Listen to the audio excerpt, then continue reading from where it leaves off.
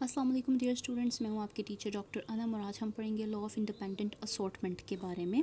Law of independent में independent का मतलब है कि ये किसी चीज़ के ऊपर इन्हसार नहीं कर रहा है, यानी ये किसी चीज़ के ऊपर डिपेंडेंट नहीं है, इसकी अपनी मर्ज़ी है, जो मर्ज़ी करे। इसी तरह से असॉर्टमेंट का मतलब है सॉर्ट करना ग्रुप्स के अंदर। फ़र्ज़ करें कि आपके पास 4 ब्लैक कलर की टी शर्ट्स हैं और 4 रेड कलर की टी शर्ट्स हैं और ये सारी आपस में मिक्स हुई हैं। तो आपने क्या किया कि आपने रेड कलर की टी शर्ट्स को एक ग्रुप में डाल दिया है और ब्लैक कलर की टी शर्ट्स को एक ग्रुप में डाल दिया। तो इसका मतलब है कि आपने उनको असॉर्ट कर दिया है या उनको डिफरेंट ग्रुप्स के अंदर अलग अलग कर दिया है। तो लॉ ऑफ इंडिपेंडेंट असॉर्टमेंट का मतलब है कि जो असॉर्टमेंट हो रही है या ग्रुप के अंदर जो सॉर्टिंग हो रही है वो किसी चीज़ के ऊपर डिपेंडेंट नहीं है, यानी कि अपनी मर्ज़ी से सॉर्टिंग कर रहे हैं। ठीक है, जैसे मैंने कहा कि आप कलर की बेसिस के ऊपर सॉर्टिंग कर रहे हैं, तो लॉ ऑफ इंडिपेंडेंट असॉर्टमेंट में किसी भी किस्म के ऊपर डिपेंडेंट नहीं है, ना कलर के ऊपर ना किस्म के ऊपर। ठीक है, अब ये लॉ जो था वो मेंडल ने प्रपोज किया जब वो डाई हाइब्रिड क्रॉस को स्टडी कर रहा था। डाई का मतलब है टू, तो ये वो क्रॉस है जिसके अंदर आप दो ट्रेट्स या दो खसूसियात को स्टडी करते हैं। फ़र्ज़ करें हम हेयर कलर को और ब्लड टाइप को स्टडी कर रहे हैं, तो इसका मतलब है कि हम डाई हाइब्रिड क्रॉस को स्टडी कर रहे हैं। अगर मैं सिर्फ़ और सिर्फ हेयर कलर को स्टडी कर रही होंगी तो मैं मोनो हाइब्रिड या एक ट्रेट को स्टडी कर रही हूँ। अब आप एक्चुअली में स्टडी क्या कर रहे हैं, अलील्स को स्टडी कर रहे हैं जो कि पार्टनर्स हैं जीन पेयर की। मैंने पिछले वीडियो लेसन में आपको बताया था डिटेल में कि अलील्स क्या होती हैं। शॉर्टली बता देती हूँ कि अलील्स क्या है कि होमोलोगस क्रोमोसोम के ऊपर जीन की जो पर्टिकुलर एरिया के अंदर पाई जाती हैं, इस तरह से उनको हम अलील्स कहते हैं, यानी कि जीन पेयर्स। इनमें होमोलोगस क्रोमोसोम में एक होमोलोगस क्रोमोसोम मेल पेरेंट से आता है और दूसरा फीमेल पेरेंट से आता है। ठीक है, अब एक होमोलोगस क्रोमोसोम के ऊपर बहुत सारी अलील्स पाई जा सकती हैं, जैसे कि हम देख रहे हैं हेयर कलर की है, ब्लड टाइप की है, आई कलर की है और ग्रोथ की है।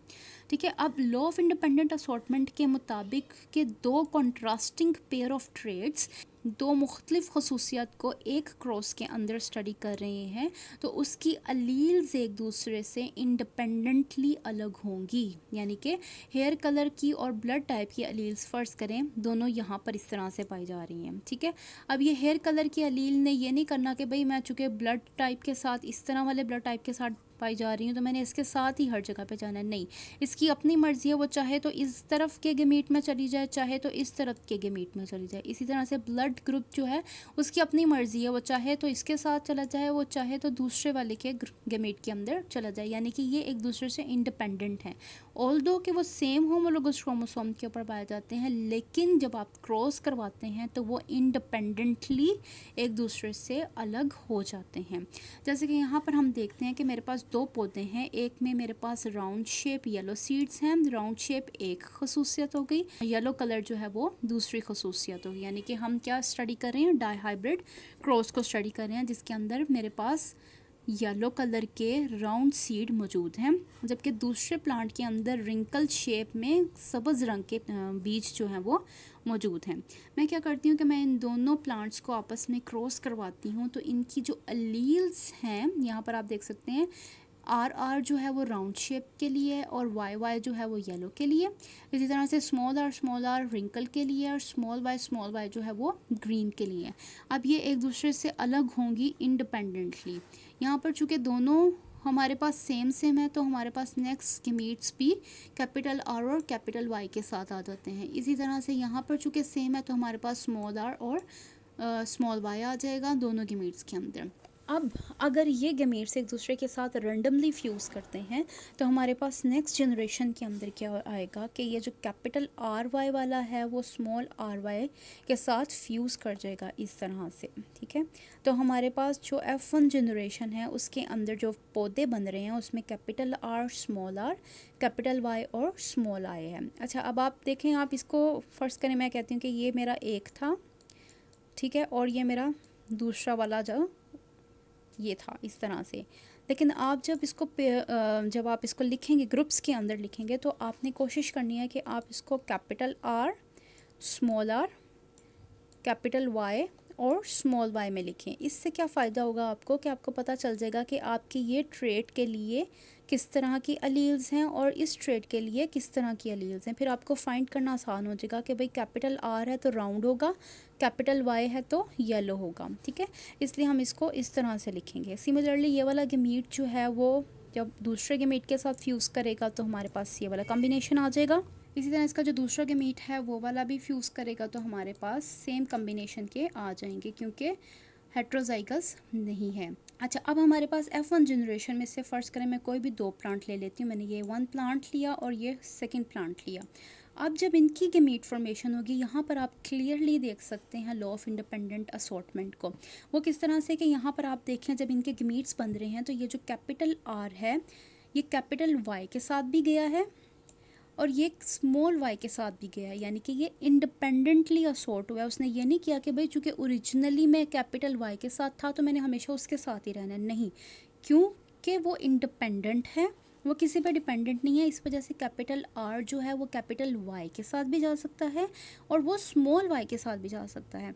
इसी तरह से जो स्मॉल r है वो कैपिटल Y के साथ भी जा सकता है और वो ओरिजिनली जिसके साथ था स्मॉल y के साथ उसके साथ भी रह सकता है। तो ये है हमारा लॉ ऑफ इंडिपेंडेंट असॉर्टमेंट के अलील्स जो हैं वो इवन दो के सेम होमोलोगस क्रोमोसोम के ऊपर पाई जा रही हैं, लेकिन वो एक दूसरे से इंडिपेंडेंटली अलग होंगी, वो एक दूसरे के साथ जुड़ी हुई नहीं हैं।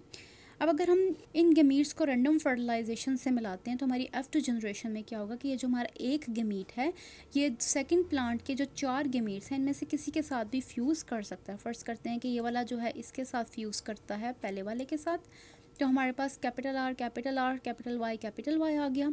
इसी तरह से ये गमीट जो है वो सेकंड वाले के साथ भी फ्यूज़ कर सकता है लाइक दिस, तो हमारे पास कैपिटल R और ये स्मॉल y और ये कैपिटल Y आ गया, ठीक है। इसी तरह से ये थर्ड वाले के साथ भी इस तरह फ्यूज़ कर सकता है like this. So we will have capital R small r capital Y and capital Y। लेकिन अगर आप यहाँ पर देखें तो ये हमें कुछ जंगल सा महसूस होना शुरू हो गया और कुछ पता नहीं चल रहा कि कौन सी लाइन कहाँ पर जा रही है, कौन से गमीट किसके साथ फ्यूज़ हो रहा है। तो इस चीज़ को ईजी करने के लिए हम क्या यूज़ करते हैं, हम पुनिट स्क्वायर को यूज़ करते हैं। पुनिट स्क्वायर में हम क्या करते हैं कि जो हमारे एक पेरेंट के जो गमीट्स थे हम उनको लिखते हैं एक्स एक्सिस के ऊपर, ठीक है, और जो दूसरा पेरेंट है उसके गमीट्स को हम लिखते हैं वाई एक्सिस के ऊपर, इस तरह से, ठीक। अब यहाँ पर आप देखें कैपिटल Y कैपिटल R जो कि हमारा ये वाला गमीट है, ठीक है। इसी तरह से कैपिटल Y स्मॉल r ये आ गया हमारा, स्मॉल y कैपिटल R ये हो गया। इसी तरह से स्मॉल y और स्मॉल r, तो ये आ गया हमारे पास पहले पेरेंट्स के गमीट्स। इसी तरह से ये वाले भी आपने यहाँ पर लिख लिया। अब आपने किस तरह से इनको फ्यूज़ करना है कि ये वाला गमीट इस वाले के साथ जब फ्यूज़ करेगा तो आप इसको इस बॉक्स में लिख देंगे, जब आप ये वाला गमीट इसके साथ फ्यूज़ कराएंगे तो आप इसको इस बॉक्स में लिख देंगे। इसी तरह से जब आपका ये वाला गमीट थर्ड वाले के साथ फ्यूज़ करेगा तो थर्ड बॉक्स में आ जाएगा। यहाँ पर आप देख सकते हैं कैपिटल Y और कैपिटल R, जब कैपिटल Y और कैपिटल R वाले के साथ फ्यूज़ करते हैं तो ये हमारे पास जीनोटाइप आ जाती है। Similarly capital R capital Y ये वाले के साथ करेंगे तो हमारे पास 2 कैपिटल Y आ गए, क्योंकि दोनों के पास कैपिटल Y थे, एक कैपिटल R और एक स्मॉल r था, तो ये आ गया हमारे पास। इसी तरह से जब ये वाला इसके साथ करेगा तो कैपिटल Y यहाँ से आ गया, स्मॉल y यहाँ से आ गया, कैपिटल R और कैपिटल R दोनों इकट्ठे हो गए, ठीक है। इसी तरह से कैपिटल Y ये आया यहाँ पर, स्मॉल y यहाँ से आया, ये हो गया, कैपिटल R यहाँ से आया और स्मॉल r यहाँ से आया, तो ये हमारे पास इस तरह से आ गए। अगर आप यहाँ पर देखें तो आप देख सकते हैं कि हमारे पास या कैपिटल Y का मतलब है कि येलो, कैपिटल R का मतलब है कि राउंड, तो हमारे पास यहाँ पर येलो राउंड शेप सीड मिल गया है, ठीक है। लेकिन यहाँ पर आप देखें तो हमारे पास कैपिटल Y स्मॉल r और स्मॉल r भी है। यहाँ कैपिटल Y का मतलब है कि येलो सीड होगा, ठीक है, जबकि स्मॉल r का मतलब है कि वो रिंकल्ड होगा, यानी कि गोल नहीं होगा, वो मुरझाया हुआ होगा। इसी तरह से अगर आप यहाँ पर देखें तो स्मॉल y आ गए, जिसका मतलब है कि हमारे पास ग्रीन कलर का सीड बनेगा, और कैपिटल R का मतलब है कि हमारे पास राउंड शेप आएगा। तो आप देख सकते हैं ओरिजिनल से हमारे पास मुख्तलिफ और कम्बिनेशंस भी आ रहे हैं। अब हमारे पास सिर्फ यही नहीं है कि हमारे पास जो दो तरह के सीड्स थे ओरिजिनल, जो कि ये और ये वाला है, नहीं, बल्कि हमें इस तरह वाले भी मिल रहे हैं जिसमें हमारे पास येलो कलर में मुरझाए हुए बीज आ रहे हैं और हमारे पास ग्रीन कलर में राउंड भी आ रहे हैं।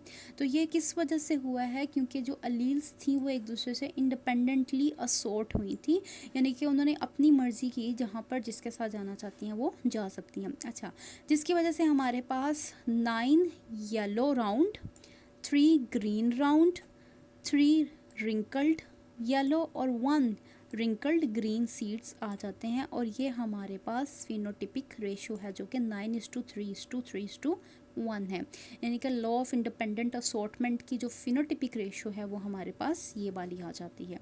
तो ये था हमारा आज का lesson law of independent assortment पे। आई होप कि ये लेसन आपको समझ में आ गया होगा। इससे रिलेटेड अगर आपके पास मज़ीद कोई सवाल है तो आप मेरे से पूछ सकते हैं कमेंट सेक्शन में। मैं मिलती हूँ आपको अगली वीडियो।